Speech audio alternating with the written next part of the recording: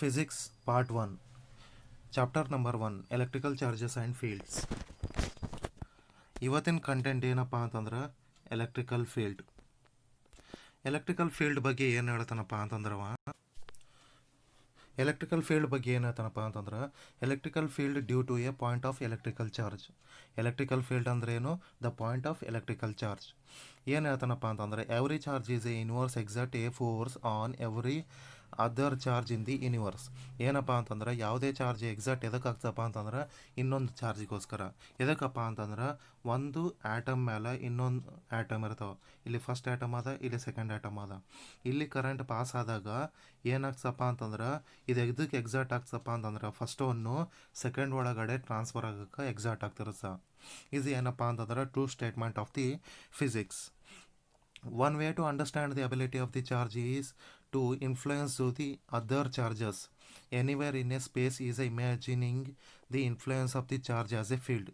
ಏನಪ್ಪ ಅಂತಂದ್ರೆ ಒಂದು ಚಾರ್ಜ್ ಇನ್ನೊಂದು ಚಾರ್ಜ್ಗೋಸ್ಕರ ಇನ್ಫ್ಲೂಯೆನ್ಸ್ ಆಗಿರುತ್ತೆ. ಏನಪ್ಪ ಅಂತಂದ್ರೆ ಒಂದು ಚಾರ್ಜು ಇನ್ನೊಂದು ಚಾರ್ಜ್ ಮ್ಯಾಗ ಹೋದಾಗ ಈ ಬ್ಯಾಕ್ ಚಾರ್ಜ್ ಏನಾಗಿರುತ್ತೆ ಇನ್ಫ್ಲೂಯೆನ್ಸ್ಡ್ ಆಗಿರುತ್ತೆ. Note this influence is simply electrostatic force that charge is able to exert on another. ಏನಪ್ಪ ಅಂತಂದ್ರೆ ಚಾರ್ಜ್ ಒಂದು ಆ್ಯಟಮ್ ಮ್ಯಾಲಿಂದ ಹಿಡಿದು ಇನ್ನೊಂದು ಆ್ಯಟಮ್ಗೆ ಹೋಗ್ಬೇಕಪ್ಪ ಅಂತಂದ್ರೆ is based on the electrostatic force. However, when describing the fields, we required a quantity, scalar quantity and vector quantity. ನಿಮಗೆಲ್ಲ previous ವಿಡಿಯೋಲಿಂದನೇ ಹೇಳ್ಕೊತ ಬಂದೀನಿ. ಏನಪ್ಪ ಅಂತಂದ್ರೆ ಸ್ಕೇಲಾರ್ ಕ್ವಾಂಟಿಟಿ ಅಂತೇಳಿ ಬಂದಾಗ ಅಂದ್ರೆ ಸ್ಕೇಲಾರ್ ಕ್ವಾಂಟಿಟಿ ಅಂದರೆ ಏನು? ಮ್ಯಾಗ್ನಿಟ್ಯೂಡ್ ಇತ್ತು ಅಂತಂದ್ರೆ ಅದಕ್ಕೆ ಸ್ಕೇಲಾರ್ ಕ್ವಾಂಟಿಟಿ ಅಂತಾರೆ. ಸ್ಕೇಲಾರ್ ಕ್ವಾಂಟಿಟಿದ ಎಕ್ಸಾಂಪಲ್ ಏನು? ಮಾಸ್. ಅವ್ರು ನಮ್ಮ ಬಾಡಿ ಅಂತ ಹೇಳ್ಬೋದು, ಅವ್ರ ಸೈಕಲ್ ಅಂತ ಹೇಳ್ಬೋದು. ಅದೇ ರೀತಿ ವೆಕ್ಟರ್ ಕ್ವಾಂಟಿಟಿ ಅಂತೇಳಿ ಬಂದಾಗ ವೆಕ್ಟರ್ ಕ್ವಾಂಟಿಟಿಗೆ ಏನಾಗಿರುತ್ತೆ? ವೆಕ್ಟರ್ ಕ್ವಾಂಟಿಟಿಗೆ ಮ್ಯಾಗ್ನಿಟ್ಯೂಡ್ ಇರುತ್ತೆ, ಡೈರೆಕ್ಷನ್ ಇರುತ್ತೆ. ಮ್ಯಾಗ್ನಿಟ್ಯೂಡ್ ಆ್ಯಂಡ್ ಡೈರೆಕ್ಷನ್ ಅಂದ್ರೆ ಏನು? ಒಂದು ಸೈಕಲ್ನೂ ಅದ, ಆ ಸೈಕಲ್ ಏನಪ್ಪ ಅಂತಂದ್ರೆ ಒಂದು ಪರ್ಟಿಕ್ಯುಲರ್ ಡೈರೆಕ್ಷನ್ ಒಳಗೆ ಮೂವ್ ಆಗತ್ತಿರ್ತದೆ. ಅದಕ್ಕೇನಂತಾರೆ? ವೆಕ್ಟರ್ ಫಾರ್ಮ್ ಅಂತಾರೆ. ಇಲ್ಲಿ ಏನಪ್ಪ ಅಂತಂದರೆ ವೆಕ್ಟರ್ ಕ್ವಾಂಟಿಟಿನೂ ಆಗಿರ್ಬೋದು, ಇಲ್ಲ ಸ್ಕೇಲಾರ್ ಕ್ವಾಂಟಿಟಿನೂ ಆಗಿರ್ಬೋದು. That is A independent charge it acting on and only depend on the influence and special distribution. ಏನಪ್ಪ ಅಂತಂದ್ರೆ ಚಾರ್ಜಸ್ಗಳು ಇಂಡಿಪೆಂಡೆಂಟ್ನೂ ಆಗಿರ್ತವೆ, ಕೆಲವೊಂದು ಟೈಮ್ ಡಿಪೆಂಡೆಂಟ್ನೂ ಆಗಿರ್ತವೆ, ಆಲ್ಮೋಸ್ಟ್ ಆಲ್ ಏನು ಡಿಸ್ಟ್ರಿಬ್ಯೂಷನ್ ಆಗಿರ್ಬೋದು. So in simple way we define as a electrostatic field considering the force exerted by a point charge on a unit charge. It is another word is defined as a electrical field as a force per unit charge. Electrical field ಅಂದ್ರೆ ಏನು? Force per unit charge. ಅದ್ರ ಬಗ್ಗೆ ಅವ ಏನು ಹೇಳ್ತಾನಪ್ಪ ಅಂತಂದ್ರೆ ಇಲ್ಲಿ ಒಂದು ಕಂಡೀಷನನ್ನು ತೊಗೊಂಡಾನ. ಏನಾಯ್ತಪ್ಪ condition? To detect an electrical field as of a charge q we can introduced a test charge Q naught and measure of the force acting on it. ಏನಪ್ಪ ಅಂತಂದರೆ ಇಲ್ಲಿ ಎಲೆಕ್ಟ್ರಿಕಲ್ ಫೀಲ್ಡ್ ಆಫ್ ದಿ ಚಾರ್ಜಿಗೆ q ಅಂತೇಳಿ ತೊಗೊಂಡನ, test ಚಾರ್ಜಿಗೆ q naught ಅಂತ ತೊಗೊಂಡನ. ಇವೆಲ್ಲ ನಾವು ಎಲ್ಲಿ ಅಪ್ಲೈ ಮಾಡಬೇಕು? ಇವೆಲ್ಲ ಅಪ್ಲೈ ಮಾಡಬೇಕಪ್ಪ ಅಂತಂದ್ರೆ ನಮಗೇನು ಗೊತ್ತಿರಬೇಕಪ್ಪ ಅಂತಂದ್ರೆ ಕೊಲಂಬಸ್ ಲಾ ಗೊತ್ತಿರಬೇಕು. ಕೊಲಂಬಸ್ ಲಾ ಏನು ಹೇಳ್ತಾನಪ್ಪ ಅಂತಂದ್ರೆ is a force acting on a directly proportional to the two charges and inversely proportional to the square between distance r square. ಒಂದು ಏನಾಯಿತು? Electrical field of the charge ಆಯಿತು, ಇನ್ನೊಂದೇನು? ಟೆಸ್ಟ್ ಚಾರ್ಜ್ ಅಂದರೆ Q naught. Okay, and R of the vector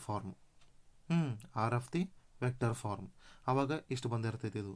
ಇದು ಬಂದಾಗ ಇದು ಸ್ವಲ್ಪ ಬಿಡಿಸ್ಕೊಂಡಾಗ ಏನಾಗ್ತೈತಪ್ಪ ಅಂತಂದ್ರೆ F is equal to K of two charges divided by R square vector form of the R. ಈ ರೀತಿ ಬರ್ತದ. ಇಲ್ಲಿ ನಮಗೆ ಕೆ ಅಂದ್ರೆ ವ್ಯಾಲ್ಯೂ ಏನು ಗೊತ್ತದ? 1/4 ಎಪ್ಸಿಲಾನ್ ನಾಟ್ ವ್ಯಾಲ್ಯೂ ಅದ. ಈ ವ್ಯಾಲ್ಯೂನ ಅದ್ರೊಳಗೆ ಸಬ್ಸ್ಟಿಟ್ಯೂಟ್ ಮಾಡ್ಕೊಂಡಾಗ ಏನು ಸಿಗ್ತದೆ? F is equal to 1/4 epsilon naught Q naught R square R vector form. ನಮಗೆ ಈ ರೀತಿ ಬಂದಿರ್ತದೆ. ಇದನ್ನು ನಾವು ಇಲ್ಲಿ ಈ ಫಾರ್ಮ್ನಾಗ ಅಪ್ಲೈ ಮಾಡ್ಕೊಂಡಿವಪ್ಪ ಅಂತಂದ್ರೆ is to detect an a electrical field of the electrical charge of a q and test charge of a q naught ಬಗ್ಗೆ ನಾವು ಡಿಟೆಕ್ಟ್ ಮಾಡ್ಕೊತೀವಿ. Thus the force is exerted per unit of the charge. Definition of the electrical field ಆ ಪ್ರಕಾರ ನೀನು substitution ಮಾಡಿದಾಗ ಏನು ಬರ್ತೈತಪ್ಪ ಅಂತಂದ್ರೆ ಎಕ್ಸರ್ಟೆಡ್ ಫೋರ್ಸ್ ಈಗ ಇ ಆಗಿ is a vector form of is the vector form of the force ಅಂದರೆ Columbus law and test charge Q naught. ಈಗ ಈ ಫಾರ್ಮುಲಾ ಹೆಂಗೆ ಬರ್ತೈತಪ್ಪ ಅಂತಂದ್ರೆ is a force exerted on the force acting on it 1 divided by 4 pi epsilon naught q and q naught divided by r square r vector ಫಾರ್ಮ್ನಾಗ ಬಂದಾಗ ಇಲ್ಲಿ ಮುಂದೆ is equal to ಈಗ ನೀ ಏನು ಮಾಡ್ಕೋಬೇಕಪ್ಪ ಅಂತಂದ್ರೆ ಆರ್ ಇನ್ನು ವೆಕ್ಟರ್ ಫಾರ್ಮ್ ಅದ ಇಲ್ಲಿನೂ ಡಿವೈಡೆಡ್ ಬೈ ಮಾಡ್ಕೊಳ್ಳೋದು. ಈ ಟೆಸ್ಟ್ ಚಾರ್ಜ್ ಏನೈತಲ್ಲ ಇದನ್ನು ತೊಗೊಂಡು ಬಂದು ಇಲ್ಲಿ ಇಟ್ಕೋಬೇಕು. ಅವಾಗ ಏನಾಗ್ತೈತಿ ಇದು ಕ್ಯೂ ನಾಟ್ ಆಗ್ತೈತಿ. ಇದು ಕ್ಯೂ ನಾಟ್ ಆದಾಗ ನಿಂದು ಫಾರ್ಮುಲಾ ಏನಾಗಿರುತ್ತಪ್ಪ ಅಂತಂದ್ರೆ ಅವಾಗ is a vector form of the force acting on it is a test charge is equal to 1 divided by 4 pi epsilon naught is an electrical field of the charge divided by R square ಇದು r of the vector form. ಈ ರೀತಿ ಒಂದು formula ಬರುತ್ತೆ. ಈ formula ಏನಾಗಿರುತ್ತೆ is a force exerted per unit of the charge ಅಂದ್ರೆ ಈ ಆಗಿರುತ್ತೆ ಅದು. ಆಯಿತಾ? Next note that electrical field is a vector quantity that is defined as a every point in a space the value of which the dependent only upon the radial distance from the Q. The test charge Q naught itself has the ability to exert an electrical field around it. Hence, to prevent the influence of test charge, we must ideally make it as small as possible. ಇಲ್ಲೇನಾಗ್ತೈತಪ್ಪ ಅಂತಂದ್ರೆ ನೀನು ಬಲ್ಲಿ electrical field of charge E naught ಅದ. ಇದಕ್ಕೆ limitation ಏನಪ್ಪ ಅಂತಂದ್ರೆ test charge Q naught limitation ಏನಾಗಿರುತ್ತೆ Q naught test ಚಾರ್ಜಿಂದ ಲಿಮಿಟೇಷನ್ ಏನಾಗಿರುತ್ತೆ 0 ಆಗಿರುತ್ತೆ. ಅದೇ ರೀತಿ ಝೀರೋನೇ ಅಪ್ಲೈ ಮಾಡ್ಕೊತ ಹೋದಾಗ ನಿನಗೆ ಫೈನಲ್ ಆಗಿ ಏನಾಗಿರುತ್ತಪ್ಪ ಅಂತಂದ್ರೆ is a exert charge 1 divided by 4 pi epsilon naught is an electrical charge distance between square and R of the vector form. ನಿನಗೆ ಈ ರೀತಿ ಒಂದು ಫಾರ್ಮುಲಾ ಬರ್ತೈತಿ. ಈ ಫಾರ್ಮುಲಾ ಒಳಗಡೆ ಏನು ಹೇಳ್ತಾನಪ್ಪ ಅಂತಂದ್ರೆ this is on electrical field of A point charge also observe that exhibited spherical symmetry since the electrical field has the same magnitude on every point of the imaginary space centered around the charge q. ಇಲ್ಲೇನಪ್ಪ ಅಂತಂದ್ರೆ positive and negative charges ಬಗ್ಗೆ ಅವ ಏನು ಹೇಳಕತ್ತಾನಪ್ಪ ಅಂತಂದ್ರೆ positive charge ಇತ್ತು ಅಂತಂದ್ಕೋ ಏನಾಗ್ತಿರ್ತದ exert ಆಗ್ತಿರ್ತದ. Positive charge ಅದು ಇದ್ದಾಗ ಏನಾಗ್ತಿರ್ತದ exert ಆಗ್ತಿರ್ತದ. Exert ಆದಾಗ ಏನಾಗ್ತಿರ್ತದ ಹೊರಗಿನ ಸೈಡು ಮೂವ್ ಆಗ್ತಿರ್ತದ. ಆದ್ರೆ ನೆಗೆಟಿವ್ ಇತ್ತು ಅಂತ ಅನ್ಕೋ ಏನಾಗ್ಸ ಒಳಗಡೆ ಬರ್ಸ. ಇದು ಏನಾಗಲ್ಲ ಎಕ್ಸರ್ಟ್ ಆಗಲ್ಲ. ಫೋರ್ಸಸ್ ಏನಾಗ್ತಿರ್ತಾವೆ ಒಳಗಡೆ ಅಪ್ಲೈ ಆಗ್ತಿರ್ತಾವೆ. ಇದೇನಪ್ಪ ಅಂತಂದರೆ ಇದು electrical field due to the electrical charges. ಅದೇ ರೀತಿ ಏನಪ್ಪ ಅಂತಂದ್ರೆ ಸೆಕೆಂಡ್ ಟಾಪಿಕ್ ಏನದಪ್ಪ ಅಂತಂದರೆ electrical field lines. Electrical field lines ಒಳಗಡೆ ನಾವು ಏನು ನೋಡಿದೀವಪ್ಪ ಅಂತಂದ್ರೆ ಎಲೆಕ್ಟ್ರಿಕಲ್ ಫೀಲ್ಡ್ ಅಂದ್ರೆ ನಮ್ಗೆ ಗೊತ್ತಾಗ್ಯದ ಏನು force per unit charge. Force per unit charge ಒಂದು ಚಾರ್ಜು ಇನ್ನೊಂದು ಚಾರ್ಜ್ಗೋಸ್ಕರ ಎಕ್ಸರ್ಟ್ ಆಗ್ತಿರ್ತದೆ. ಅದೇನಪ್ಪ ಅಂತಂದ್ರೆ two statement of the physics. ಅಲ್ಲಿ ಏನಪ್ಪ ಅಂತಂದ್ರೆ ಕೊಲಂಬಸ್ ಲಾ ಪ್ರಕಾರ ನಾವು ಏನಪ್ಪ ಅಂತಂದ್ರೆ F is a vector form of the is 1 divided by 4 pi epsilon naught and the electrical field of the charge and electrical test charge of q naught distance between square between distance and r is in the vector form. ಅವಾಗ electrical field ಏನಾಗಿತ್ತು is equal to vector form of 1 divided by 4 pi epsilon naught q divided by r square and r in the vector form. ಇದಾಗಿತ್ತು. ಇದ್ರ formula ಏನು electrical ಫೀಲ್ಡ್ದು. ಏನು ಹೇಳ್ತಾನಪ್ಪ electrical field lines ಬಗ್ಗೆ. Electrical field lines ಬಗ್ಗೆ ಏನಂತಾನಪ್ಪ ಅಂತಂದ್ರೆ what is the electrical field line. Electrical field lines are an exactly way of visualizing the electrical fields. They were first introduced by Michael Faraday himself. ಏನಪ್ಪ ಅಂತಂದ್ರೆ electrical field lines ಅಂದ್ರೆ ಏನಪ್ಪ ಅಂತಂದ್ರೆ electrical field ಬಗ್ಗೆ visualization ಮಾಡುವುದೇ electrical field lines. A field line is a draw tangentially to the net at a point. Thus, at any point, the tangent to the electrical field line match the direction of electrical field at a point. Secondly, relative density of the field lines around a point corresponding to the relative strength of the electrical field at a point. In other words, if you see more electrical field lines in vicinity of the point A as compared to the point B, then the electrical field is stronger at the point A. ಇದ್ರ ಬಗ್ಗೆ ಏನು ಹೇಳ್ತಾನಪ್ಪ ಅಂತಂದ್ರೆ ಎರಡು point ಇರ್ತಾವ, ಅದರೊಳಗಡೆ ಜಾಸ್ತಿ ಏನಪ್ಪ ಅಂತಂದ್ರೆ ಎಲೆಕ್ಟ್ರಿಕಲ್ ಫೀಲ್ಡ್ ಲೈನ್ಸ್ಗಳು ಇರೋದು ಏನಪ್ಪ ಅಂತಂದ್ರೆ ಎ ಮತ್ತು ಬಿಗೆ ಕಂಪೇರ್ ಮಾಡಿ ನೋಡಿದಾಗ ಎಲೆಕ್ಟ್ರಿಕಲ್ ಫೀಲ್ಡ್ ಲೈನ್ಸು ಎಗೆ ಏನಾಗಿರ್ತದೆ, ಜಾಸ್ತಿ ಆಗಿರ್ತದೆ. ಅದೇ ರೀತಿ ಪ್ರಾಪರ್ಟೀಸ್ ಬಗ್ಗೆ ಏನು ಹೇಳ್ತಾನಪ್ಪ ಅಂತಂದ್ರೆ ಎಲೆಕ್ಟ್ರಿಕಲ್ ಫೀಲ್ಡ್ಸ್ ಫಸ್ಟ್ ಏನತಾನ the field lines never intersect each other. ಏನಪ್ಪ ಅಂತಂದ್ರೆ ಫೀಲ್ಡ್ ಲೈನು ಇಂಟರ್ಸೆಕ್ಟ್ ಆಗಲ್ಲ. ಇಂಟರ್ಸೆಕ್ಟ್ ಅಂತಂದ್ರೆ ಆಗಲ್ಲ, ಈ ರೀತಿ ಇಂಟರ್ಸೆಕ್ಟ್ ಆಗಲ್ಲ. The field lines are perpendicular to the surface of the charge. ಏನಪ್ಪ ಅಂತಂದ್ರೆ ನಿಂಬಲ್ಲಿ ಏನಪ್ಪ ಅಂತಂದ್ರೆ ಒಂದು ಚಾರ್ಜ್ ಅದ, ಇದು ಪ್ಲಸ್ ಚಾರ್ಜ್ ಅದ, ಈ ಚಾರ್ಜಿಗೆ ಪರ್ಪೆಂಡಿಕ್ಯುಲರ್ ಆಗಿ ಏನೋ ಫೋರ್ಸ್ ಆ್ಯಕ್ಟ್ ಆಗ್ತಿರ್ತದ. Got it? The magnitude of the charge and the number of field lines both are proportional to each other. ಏನಪ್ಪ ಅಂತಂದ್ರೆ magnitude of the charge and number of field lines ಏನಾಗಿರ್ತದೆ, proportional ಆಗಿರ್ತದೆ. Proportional ಅಂತಂದ್ರೆ ನೀವೇನಪ್ಪ ಅಂತಂದ್ರೆ easily ಏನಪ್ಪ ಅಂತಂದ್ರೆ magnitude of the charge ಏನಾಗಿರ್ತದೆ, magnitude of charge is proportional to the number of field lines. Number of field lines. ಅದೇ ರೀತಿ the start point of the field line is at a positive charge and at a negative charge. Electrical field line ಬಗ್ಗೆ ಏನು ಹೇಳ್ತಾನವ, start ಆಗೋದು charge ಯಾವುದು, positive charge, end ಆಗುವಂಥ charge ಯಾವುದು, negative charge. ಇಲ್ಲಿಂದ ಪಾಸಿಟಿವ್ ಚಾರ್ಜ್ ಸ್ಟಾರ್ಟ್ ಮಾಡಿತ್ತು ಅಂತನಗೋ ಬಂದ ಕೇಸ್ ಎಲ್ಲಿಗೆ ಎಂಡ್ ಆಗ್ತದ, ನೆಗೆಟಿವ್ಗೆ ಎಂಡ್ ಆಗ್ತದ. ಪಾಸಿಟಿವ್ ಚಾರ್ಜ್ ಸ್ಟಾರ್ಟ್ ಆಯ್ತಂದ್ರೆ ಎಲ್ಲಾಗ್ತದ, ನೆಗೆಟಿವ್ಗೆ ಎಂಡ್ ಆಗ್ತದ. ಅದೇ ರೀತಿ for the field lines to either start or end at infinity a single charge must be used. ಏನಪ್ಪ ಅಂತಂದ್ರೆ electrical field line either start or at a end at a infinity, infinite times ಒಳಗಡೆ ಇದು ಏನಪ್ಪ ಅಂತಂದ್ರೆ ಸ್ಟಾರ್ಟ್ನೂ ಆಗ್ಬೋದು ಇಲ್ಲ ಎಂಡ್ನೂ ಆಗ್ಬೋದು. ಅದೇ ರೀತಿ ಎಲೆಕ್ಟ್ರಿಕಲ್ ಫೀಲ್ಡ್ ಲೈನ್ಸ್ ಬಗ್ಗೆ ಅಟ್ರಾಕ್ಷನ್ ಆ್ಯಂಡ್ ರಿಪಲ್ಷನ್ ಬಗ್ಗೆ ಹೇಳ್ತಾನ. ಅಟ್ರಾಕ್ಷನ್ ಆ್ಯಂಡ್ ರಿಪಲ್ಷನ್ ಬಗ್ಗೆ ಏನಪ್ಪ ಅಂತಂದ್ರೆ positive charge electrical field lines always point away from the positive charge and towards a negative charge.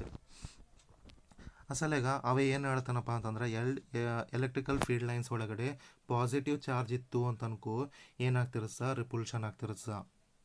ಆದ್ರೆ ನೆಗೆಟಿವ್ ಚಾರ್ಜ್ ಇದ್ದಾಗ ಏನಾಗ್ತಿರ್ತದ, ಇಲ್ಲಿ ಏನಾಗ್ತಿರ್ತಪ್ಪ ಅಂತಂದ್ರೆ ಪಾಸಿಟಿವ್ ಚಾರ್ಜ್ ಒರಿಜಿನೇಟ್ ಆದ್ರೆ ನೆಗೆಟಿವ್ ಚಾರ್ಜ್ ಟರ್ಮಿನೇಟ್ ಆಗ್ತಿರ್ತದ. ಅಂದ್ರೆ ಪಾಸಿಟಿವ್ ಚಾರ್ಜ್ ಉತ್ಪತ್ತಿ ಆದ್ರೆ ನೆಗೆಟಿವ್ ಚಾರ್ಜ್ ಏನಾಗ್ತಿರ್ತದೆ, ಡಿಸ್ಟ್ರಾಯ್ ಆಗ್ತಿರ್ತದೆ. ನೆಕ್ಸ್ಟ್ ಏನು ಹೇಳ್ತಾನಪ್ಪ ಅಂತಂದ್ರೆ ಇಲ್ಲೇನು also field lines never crosses each other if they do not implies there to the two direction of the electrical field lines. ಈ ಎಲ್ಲ ಎಲೆಕ್ಟ್ರಿಕಲ್ ಫೀಲ್ಡ್ ಲೈನ್ಸ್ ಒಳಗಡೆ ಅದೇ ಹೇಳ್ತಾನೆ, but this is impossible since electrical field add up a vectorial at any point. Remember that a field line is drawn tangentially net electrical field at a point. ಇವೇನಪ್ಪ ಅಂತಂದ್ರೆ electrical property basis ಮ್ಯಾಗ ಹೋಗ್ತಾವ. ಇಲ್ಲಿ ನೀವು ನೋಡ್ಬೋದು, ಇಲ್ಲಿ ಎರಡು ಚಾರ್ಜಸ್ಗಳದಾವ. ಈಗ ನಾವು ಎರಡು ಚಾರ್ಜಸ್ಗಳನ್ನು ಕನ್ಸಿಡರ್ ಮಾಡ್ಕೊಂಬಂತ, ಒಂದು ಪಾಸಿಟಿವ್ ಚಾರ್ಜ್ ಅದ, ಒಂದು ನೆಗೆಟಿವ್ ಚಾರ್ಜ್ ಅದ. ಪಾಸಿಟಿವ್ ಚಾರ್ಜಸ್ ಆಲ್ವೇಸ್ ಏನಪ್ಪ ಅಂತಂದ್ರೆ ಸ್ಟಾರ್ಟ್ ಆಗ್ತಿರ್ತದ. ಪಾಸಿಟಿವ್ ಚಾರ್ಜ್ ಏನಾಗ್ತಿರ್ತದೆ, ಯಾವಾಗಲೂ ಸ್ಟಾರ್ಟ್ ಆಗ್ತಿರುತ್ತ. ಈ ಸ್ಟಾರ್ಟ್ ಆಗ್ತದಪ್ಪ ಅಂತಂದ್ರೆ ಇದು ಸ್ಟಾರ್ಟ್ ಆದ್ರೆ ನೆಗೆಟಿವ್ ಚಾರ್ಜ್ ಏನಾಗ್ತದೆ, ಎಂಡ್ ಆಗ್ತಿರ್ತದೆ. ನೆಗೆಟಿವ್ ಚಾರ್ಜ್ ಏನಾಗ್ತಿರ್ತದೆ, ಎಂಡ್ ಆಗ್ತಿರ್ತದೆ. ಈ ರೀತಿ ಎಂಡ್ ಆಗ್ತಿರ್ತದೆ.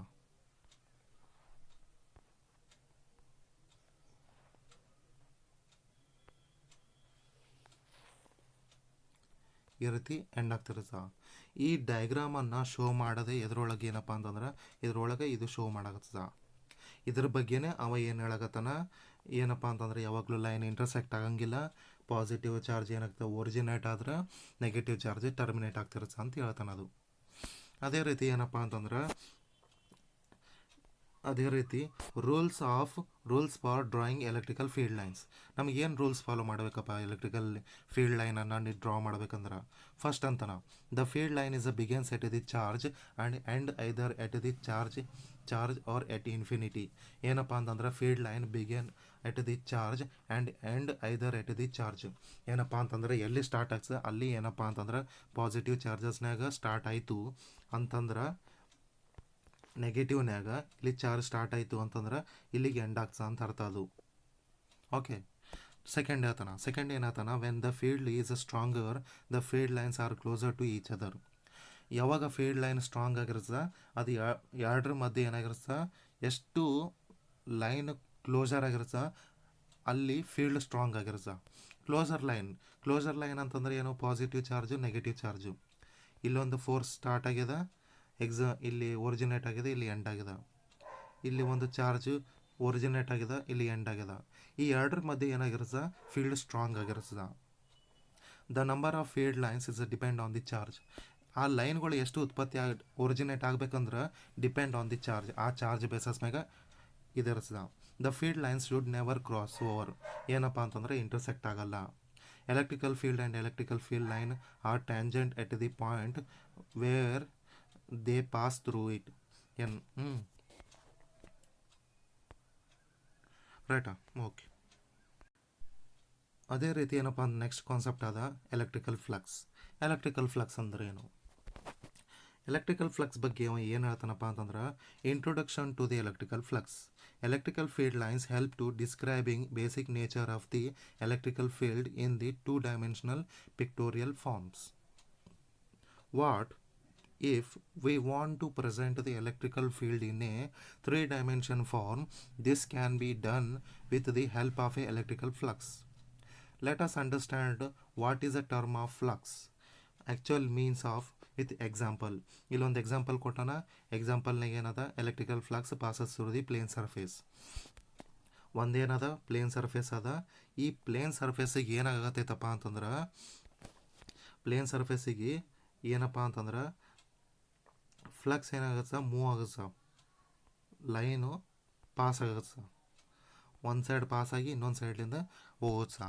ಅಸಲಾಗ ಏನು ಹೇಳ್ತಾನಪ್ಪ ಅಂತಂದರೆ ಇಲ್ಲಿ electrical flux is defined as A number of electrical field lines.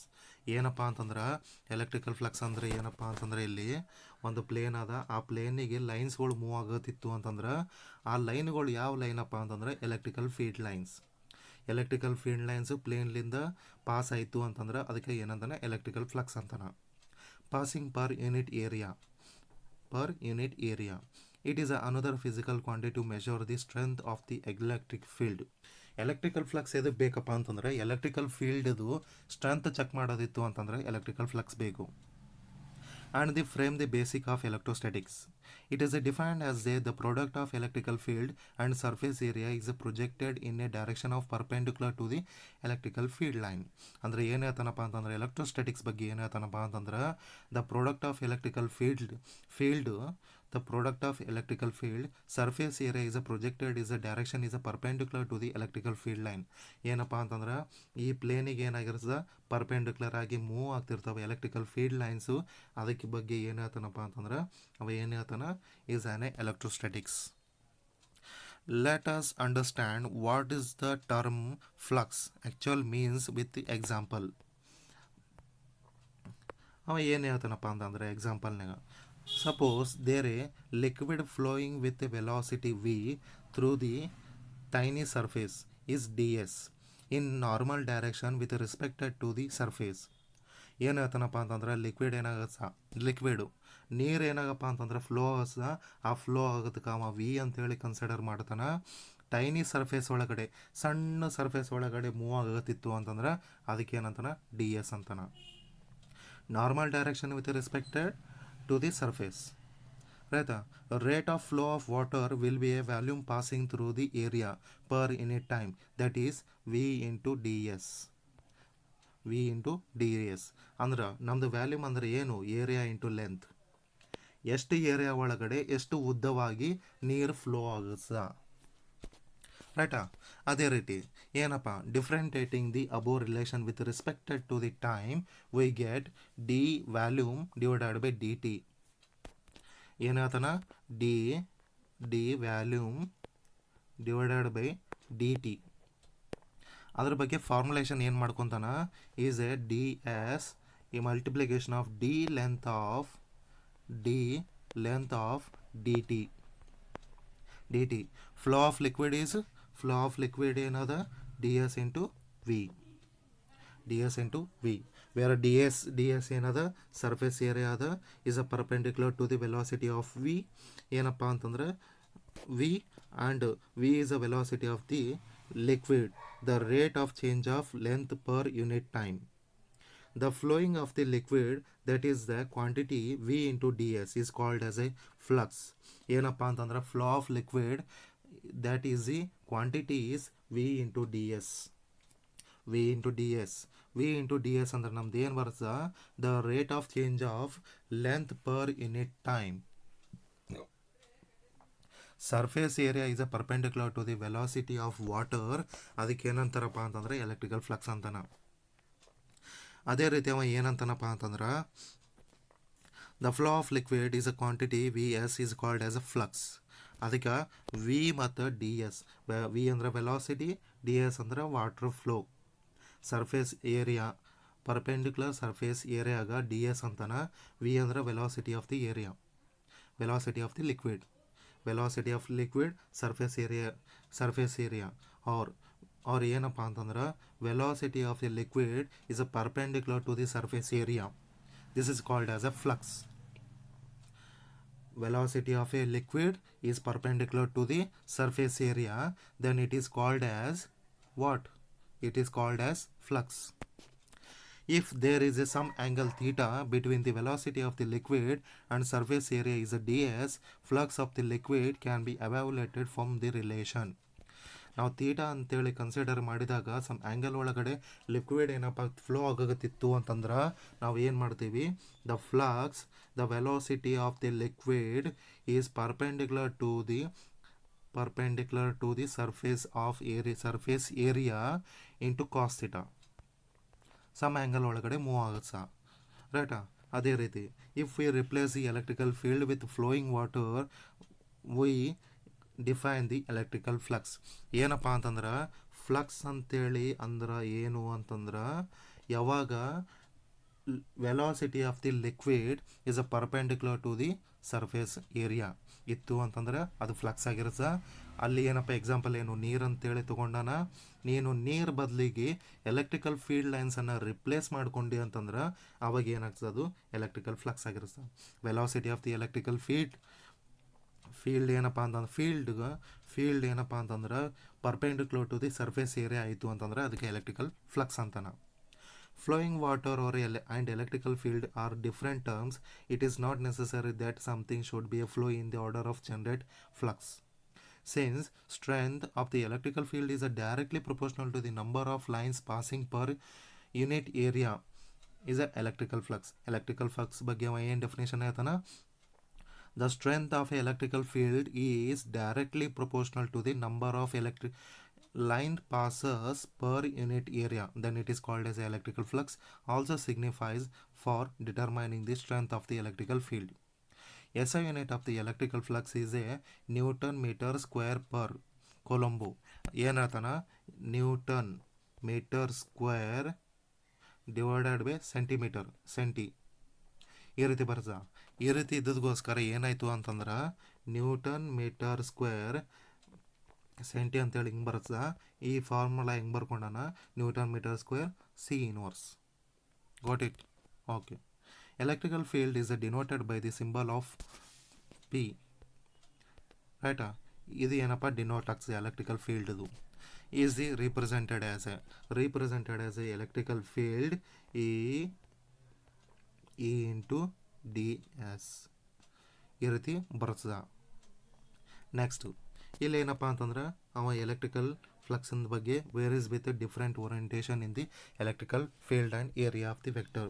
ಏನಪ್ಪ ಅಂತಂದ್ರೆ ಎಲೆಕ್ಟ್ರಿಕಲ್ ಫೀಲ್ಡ್ ಲೈನ್ಗಳನ್ನು ನೀ ಯಾವ ಪೋರ್ಷನ್ ಒಳಗಡೆ ರೊಟೇಟ್ ಮಾಡ್ತು, ಯಾವ ಪೋರ್ಷನ್ ಒಳಗಡೆ ಸೆಟ್ ಮಾಡ್ತು, ಆ ಬೇಸಸ್ ಮ್ಯಾಗ ಲೈನ್ಸ್ಗಳು ಮೂವ್ ಆಗ್ತಿರ್ತಾವ. ಲೈನ್ಸ್ಗಳು ಏನಾಗಿರ್ತಾವ, ಮೂವ್ ಆಗ್ತಿರ್ತದ. ಅದೇ ರೀತಿ ಏನಂತಾನ, consider an area with the electrical field E.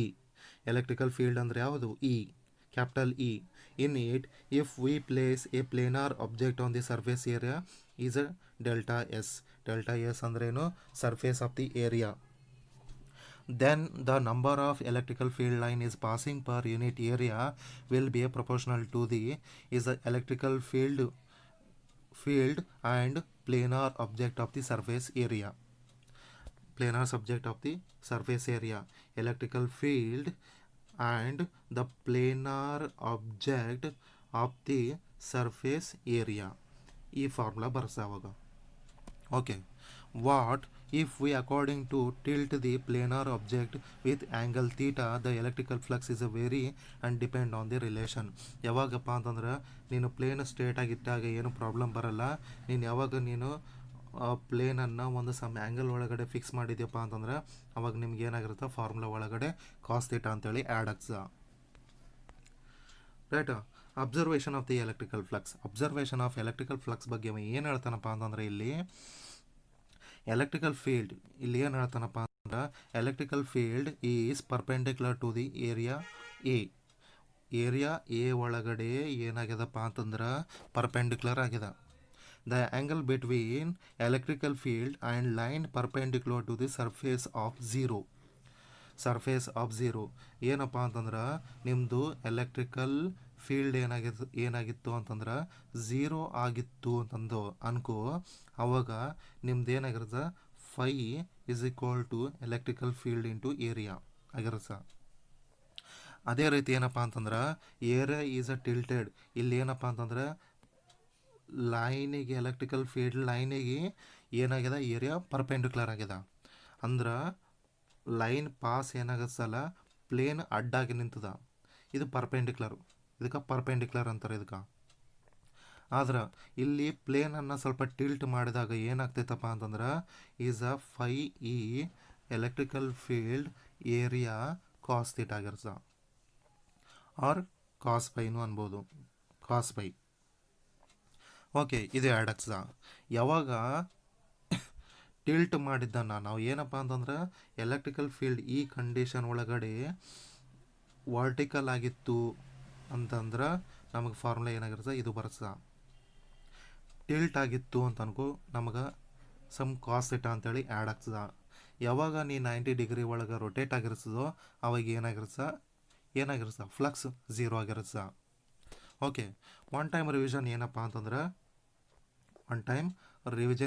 ಅಂತಂದ್ರೆ ಇಲ್ಲಿ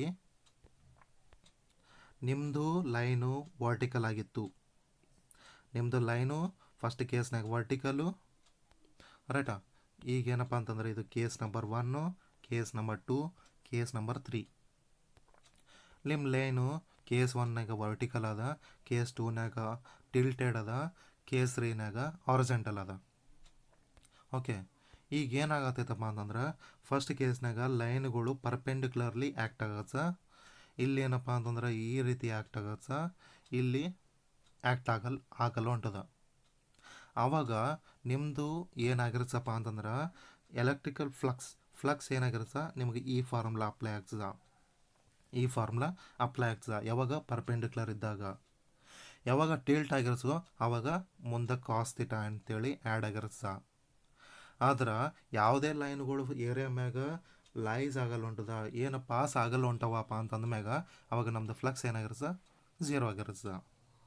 ಅದನ್ನೇ ಅವಾಗ ಡಿಫ್ರೆಂಟ್ ಕೇಸಸ್ ಒಳಗಡೆ specify ಮಾಡಕತ್ತಾನ. Application of the electrical flux. Electrical flux forms the basic foundation of electrostatics and has a many application like. Electric flux helps in the calculation of electrical field. Electrical field ಬಗ್ಗೆ ನಾವು calculation ಮಾಡ್ಕೋಬೇಕಪ್ಪ ಅಂತಂದ್ರೆ ನಮ್ಗೇನು ಬೇಕು, electrical flux ಬೇಕು. Electrical flux simplifies the evaluation of the electrical field in a complex figure. ಏನಪ್ಪ ಅಂತಂದ್ರೆ electrical figures ಏನಪ್ಪ ಅಂತಂದ್ರೆ ಎಲೆಕ್ಟ್ರಿಕಲ್ ಫೀಲ್ಡ್ಸು ಏನಪ್ಪ ಅಂತಂದ್ರೆ ಕಾಂಪ್ಲಿಕೇಶನ್ ಫಾರ್ಮ್ ಒಳಗಡೆ ಕಾಂಪ್ಲೆಕ್ಸ್ ಫಿಗರ್ ಒಳಗಿತ್ತು ಅಂತಂದ್ರೆ ನೀವು ಎಲೆಕ್ಟ್ರಿಕಲ್ ಫ್ಲಕ್ಸ್ ಯೂಸ್ ಮಾಡಿಕೊಂಡು ಸಾಲ್ವ್ ಮಾಡ್ಕೋಬೋದು. Gauss theorem, one of the most useful theorem in the electrostatics, is based mainly in the electrostatics, the direction of the normal vector. Okay, ಅದೇ ರೀತಿ ಒಂದು example ಕೊಟ್ಟಾನೆ. ಏನು example? A cube of A side of 2 centimeter, a cube of a side of 2 centimeter is placed in the region of electrical field 120 Newton centi. Calculate the electrical flux through. ಏನಪ್ಪ ಅಂತಂದ್ರೆ top surface, bottom surface, right surface, left surface, net flux ಏನೇನದ. First ಏನಂತಾನೆ ಇಲ್ಲಿ, electrical field line perpendicular to the left face area vector of the cube, refer the diagram below. ಅವ ಏನು ತೊಗೊಂಡಾನ ಇಲ್ಲಿ? ಏನಪ್ಪ ಅಂತಂದ್ರೆ we know that electrical flux ಬಗ್ಗೆ ನಮ್ಗೆ ಆಲ್ರೆಡಿ ಏನು ಗೊತ್ತದ is a electrical flux is equal to ಏನು ಬರ್ಸ, surface of the velocity of the liquid is perpendicular to the surface of the area ಅಂದಾಗ ES ಅಂತೇಳಿ ಬರ್ಸ. ಇಲ್ಲಿ ಏನಾಗ್ಯದಪ್ಪ ಅಂತಂದ್ರೆ wear E is a electrical flux, S is a surface of area and cos theta is a angle between the area of the vector of the electrical field lines. ಏನಪ್ಪ ಅಂತಂದ್ರೆ ಇಲ್ಲಿ area tilt ಆಗ್ಯದ ಅಂತೇಳಿ ಹೇಳಕತ್ತಾನ. Top A ಸರ್ಫೇಸ್ನಾಗ ಏನು ಹೇಳ್ತಾನಪ್ಪ ಅಂತಂದ್ರೆ top face ಅಂತಂದ್ರೆ ಮ್ಯಾಲಿದ್ಕ top face ಅಂತಾರೆ, ಕೆಳಗಿಂದ ಬಾಟಮ್ ಫೇಸ್ ಅಂತಾರೆ. ಇದು ಬಾಟಮ್ ಫೇಸು. ರೈಟ್ ಫೇಸು ಇದಕ್ಕೆ ಲೆಫ್ಟ್ ಫೇಸ್ ಅಂತಾರೆ, ಇದಕ್ಕೆ ರೈಟ್ ಫೇಸ್ ಅಂತಾರೆ. ಇದು ಫ್ರಂಟು, ಇದ್ದಿದ್ದು ಬ್ಯಾಕು. ಟಾಪ್ ಫೇಸ್ನಾಗ electrical field and area of the vector are perpendicular to the each other. The electrical flux through the top face is 0. ಏನಪ್ಪ ಅಂತಂದ್ರೆ electrical field ಏನಾಗತ್ತಪ್ಪ ಅಂತಂದ್ರೆ ನಮ್ಮ ಹತ್ರ ಒಂದು ಕ್ಯೂಬ್ ಅದ.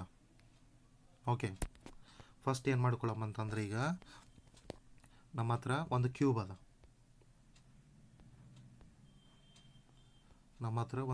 ಅದ. ಈ ಕ್ಯೂಬ್ ಮೇಲೆ ಟಾಪ್ ಸರ್ಫೇಸ್ ಅಂದರೆ ಇದಾಯ್ತು. ಟಾಪ್ ಸರ್ಫೇಸ್ ಇದಾದ. ಎಲೆಕ್ಟ್ರಿಕಲ್ ಫೀಲ್ಡು ಈ ರೀತಿ ಆ್ಯಕ್ಟ್ ಆಗತ್ತೆ. ಟಾಪ್ ಸರ್ಫೇಸ್ ಮ್ಯಾಗ ವರ್ಟಿಕಲ್ ಇದ್ದದಗೋಸ್ಕರ ಅಂದ್ರೆ ನಮ್ಮ ಪ್ರೀವಿಯಸ್ನಾಗ ನಾವು ಏನು ಸ್ಟಡಿ ಮಾಡಿದ್ವಲ್ಲ ಅಲ್ಲಿ ಆರಿಜಿಡೆಂಟಲ್ ಲೈನ್ನಾಗ ಆಗಿತ್ತು. ಲೈನ್ಗಳು ಆ್ಯಕ್ಟ್ ಆಗಲಿಲ್ಲ ಅಂತಂದ್ರೆ ನಮ್ದು ಎಲೆಕ್ಟ್ರಿಕಲ್ ಫ್ಲಕ್ಸ್ ಏನಾಗಿರ್ಸ 0 ಆಗಿರ್ಸ. ಆ್ಯಕ್ಟ್ ಆಗಲಿಲ್ಲ ಅಂತಂದ್ರೆ ನಮ್ದು ಎಲೆಕ್ಟ್ರಿಕಲ್ ಫ್ಲಕ್ಸ್ ಏನಾಗಿರ್ಸ 0 ಆಗಿರ್ಸ. ಅಂದ್ರೆ ನಮ್ಮ ಟಾಪ್ ಸರ್ಫೇಸ್ ಎಲೆಕ್ಟ್ರಿಕಲ್ ಫ್ಲಕ್ಸ್ ಏನಾಗಿರ್ಸ 0 ಆಗಿರ್ಸ. ಬಾಟಮ್ನಾಗ ಕೂಡ ಏನಪ್ಪ ಅಂತಂದ್ರೆ ಆರಿಜೆಂಟಲ್ ಇದ್ದದಗೋಸ್ಕರ ಯಾವುದೇ ಎಲೆಕ್ಟ್ರಿಕಲ್ ಫೀಲ್ಡ್ ಲೈನ್ಸ್ಗಳು ಆ್ಯಕ್ಟ್ ಆಗ್ಲಾರ ಕಾರಣಕ್ಕಾಗಿ ಏನಪ್ಪ ಅಂತಂದ್ರೆ ಇಲ್ಲಿ ಕೂಡ ಎಲೆಕ್ಟ್ರಿಕಲ್ ಫ್ಲಕ್ಸ್ ಏನಾಗಿರ್ಸ 0 ಆಗಿರ್ಸ. ಟಾಪ್ನಾಗೂ 0 ಆಗಿರ್ಸ, ಬಾಟಮ್ನಾಗೂ 0 ಆಗಿರ್ಸ. ಅದೇ ರೀತಿ ಲೆಫ್ಟ್ ಸರ್ಫೇಸು ಮತ್ತು ರೈಟ್ ಸರ್ಫೇಸ್ನಾಗ is a perpendicular to the direction of the field lines ಅಂದಾಗ ನಮ್ಮದು ಫಾರ್ಮುಲಾ ಏನಾಗಿರ್ಸ, ಈಸ್ ಈಕ್ವಲ್ ಟು ಏನಾಗಿರ್ಸ ಅವಾಗ the vector is a electrical field are in the same direction, so electrical field between them is 0. ಅವಾಗನೇ ಏನಾಗಿರ್ಸ 0 ಆಗಿರ್ಸ. Okay, ಹಂಗಾಗಿ evaluating the electrical flux ಒಳಗಡೆ ಅವ ಏನು ಹೇಳ್ತಾನಪ್ಪ ಅಂತಂದ್ರೆ ನಾವು ರೈಟ್ ಫೇಸನ್ನು ಕ್ಯಾಲ್ಕುಲೇಷನ್ ಮಾಡ್ಬೋದು. ರೈಟ್ ಫೇಸನ್ನು ಕ್ಯಾಲ್ಕುಲೇಷನ್ ಮಾಡೋಕೆ φ = ES cos θ ಅಂತೇಳಿ ಯೂಸ್ ಮಾಡ್ಕೊತಾನ. ES cos θ ಒಳಗಡೆ ಅವ ಎಲೆಕ್ಟ್ರಿಕಲ್ ಏನಾಗಸ ನಮ್ಮ ಕ್ವಶನ್ ಒಳಗಡೆ ಏನಿತ್ತು? ನಮ್ಮ ಕ್ವಶನ್ ಒಳಗಡೆ ಎಲೆಕ್ಟ್ರಿಕಲ್ ಫೀಲ್ಡ್ 120 Newton/cent ಇತ್ತು. ಅಸಲಾಗ ಏನು ತೊಗೊಂಡ 120 ತೊಗೊಂಡ. ನಮ್ಮದು ಎಸ್ ಏನಾಗಿತ್ತು 0.02 ಆಗಿತ್ತು ತೊಗೊಂಡಾನ. ಕಾಸ್ θ 0, θ = 0 ಆಗಿದ್ದ ಸಲಗ ನಾವು ಕ್ಯಾಲ್ಕುಲೇಷನ್ ಮಾಡಿದಾಗ ನಮ್ಗೆ ಎಷ್ಟು ವ್ಯಾಲ್ಯೂ ಬರ್ಸ? ಟಾಪ್ನಾಗ ವ್ಯಾಲ್ಯೂ ಬರಲ್ಲ, ಬಾಟಮ್ನಾಗ ವ್ಯಾಲ್ಯೂ ಬರಲ್ಲ. ರೈಟ್ ಫೇಸ್ನಾಗ ವ್ಯಾಲ್ಯೂ ಬಂದದಪ್ಪ ಅಂತಂದ್ರೆ ರೈಟ್ ಫೇಸ್ನಾಗ ಪಾಸಿಟಿವ್ ವ್ಯಾಲ್ಯೂ ಬಂದ ಅಂತಂದ್ರೆ ಲೆಫ್ಟ್ ಫೇಸ್ನಾಗ ನೆಗೆಟಿವ್ ವ್ಯಾಲ್ಯೂ ಬರ್ಸ. ಯಾಕಪ್ಪ ಅಂತಂದ್ರೆ ನಮ್ಮದು ಏನಾಗಿರ್ಸ ಇದು 0 ಡಿಗ್ರಿ, ಇದು 180 ಡಿಗ್ರಿ. ನಮ್ದು ಇದು ಬಾಕ್ಸ್ ಅದ. ಈ ಬಾಕ್ಸ್ ಒಳಗಡೆ ರೈಟ್ ಸರ್ಫೇಸ್ ಇದು ಆದ್ರೆ ರೈಟ್ ಸರ್ಫೇಸ್ ಯಾವುದಾದ್ರೆ ಇದು ರೈಟ್ ಸರ್ಫೇಸ್ ಆದ್ರೆ ನಾವು 0 ಡಿಗ್ರಿ ಅಂತ ಕನ್ಸಿಡರ್ ಮಾಡ್ತೀವಿ. ಲೆಫ್ಟ್ ಫೇಸ್ ಇದ್ದಾಗ ನಾವು ಏನೋ ಯೂಸ್ ಮಾಡ್ತೀವಿ 180 ಡಿಗ್ರಿ ಅಂತ ಯೂಸ್ ಮಾಡ್ತೀವಿ. ಹಾಗಾಗಿ ನಾವು 180 ಡಿಗ್ರಿಯನ್ನು ಕನ್ಸಿಡರ್ ಮಾಡಿದಾಗ ನಮ್ಮ ಫ್ಲಕ್ಸ್ ಏನಾಗಿತ್ತು, ನೆಗೆಟಿವ್ ಆಗಿತ್ತು. ನಾವು ನೆಟ್ ಫ್ಲಕ್ಸ್ ಅಂತಂದ್ರೆ top surface, bottom surface, left surface, right surface. Top surface 0 ಆಯಿತು, ಬಾಟಮ್ ಸರ್ಫೇಸ್ 0 ಆಯಿತು. ಟಾಪ್ ಸರ್ಫೇಸ್ನಾಗ 0.048 ಇನ್ ಪಾಸಿಟಿವ್ನಾಗ ಬಂತು, ಲೆಫ್ಟ್ ಫೇಸ್ನಾಗ ನೆಗೆಟಿವ್ ಒಳಗಡೆ ಬಂತು.